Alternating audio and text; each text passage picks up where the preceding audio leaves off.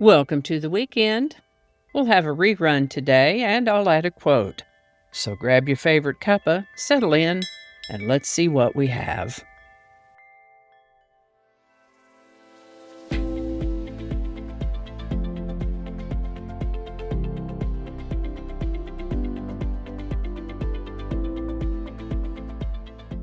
Hi there, and welcome to this day in history for December 6th. December 6th is the 340th day of the year in the Gregorian calendar, 341st in leap years, with 25 days remaining to the end of the year. Today's word is ratification. We've heard and used this word a good bit, and I thought it would be good to take a look at its definition. Ratification is a noun that refers to the act or process of ratifying something, such as a treaty or amendment, a formal confirmation or sanction. So here we have yet another word that uses itself to describe itself. So let's dig a little deeper. The word ratify is a verb that means to approve and sanction formally or confirm. I was personally curious as to the source and origin of this word, and it comes to us through Middle English, Anglo-French before that, originally from Latin, a word that meant to calculate. In medieval Latin, the meaning of ratification came to mean to confirm or approve. So I guess one confirms or approves an idea after calculating on it. Makes perfect sense. First known use of the word ratification is in the 1400s, ratification. And with that, once the American Revolutionary War had been fought and won, the Founding Fathers had a few points of business to sort out. The Congress of the Confederation convened and appointed New York City as a capital. Now, I don't know if they intended it to be a temporary capital from the get-go, but that's how it worked out. New York was the last U.S. capital under the Articles of Confederation and the first capital under the Constitution of the United States. That said, on December 6, 1790, the U.S. Congress moved from New York City to Philadelphia. Now, we've mentioned the 13th Amendment on this channel more than a few times. That's the one that abolished slavery and involuntary servitude, except as a punishment for a crime. It had been passed by both houses of Congress, went out to the states for ratification, and was ratified by the state of Georgia on December 6, 1865. This ratification from Georgia completed the required number of ratifications required to enact this amendment into law. The Washington Monument in Washington, D.C. was completed on December 6, 1884. This is the birthday of Michael George Smith, born December 6, 1943.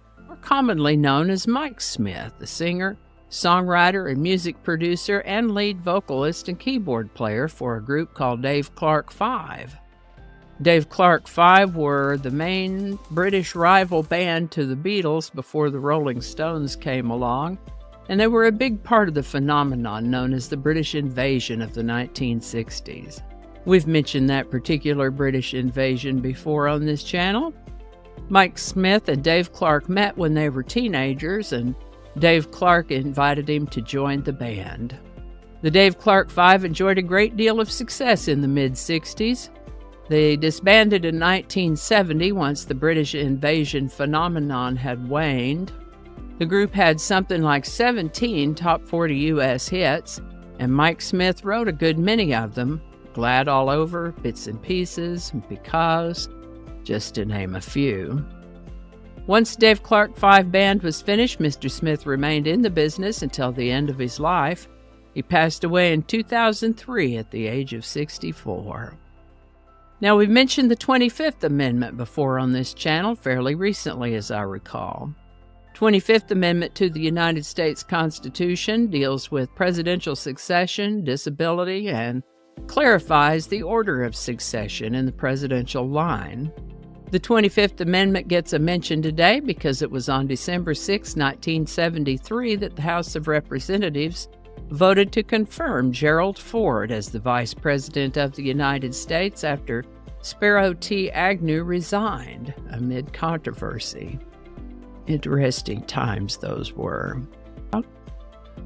Today's song is Because by Dave Clark 5. Written by Mike Smith and Dave Clark, the song appeared on their album America Tour and reached number 3 on the U.S. Billboard Hot 100 in 1964. Because has been described as a warmly romantic ballad and has been covered by the Supremes and by Julian Lennon.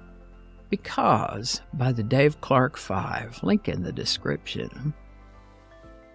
Today's quote is from President Gerald Ford, who said, "Never be satisfied. Always strive to improve, no matter how good you think you are." Gerald Ford. Alrighty, y'all take care. Be good to each other. I'll see you next time. And a hearty and grateful shout out to these lovely folks who've bought me a coffee. Thank you so much. And if you'd like to add your name to that list, there is a link in the description where you too can buy me a coffee. Alrighty. And I think that's going to do it for us today. Thank you so much for watching. Consider subscribing if you haven't already. Feel free to share this video with a link in your email, messaging, or social media.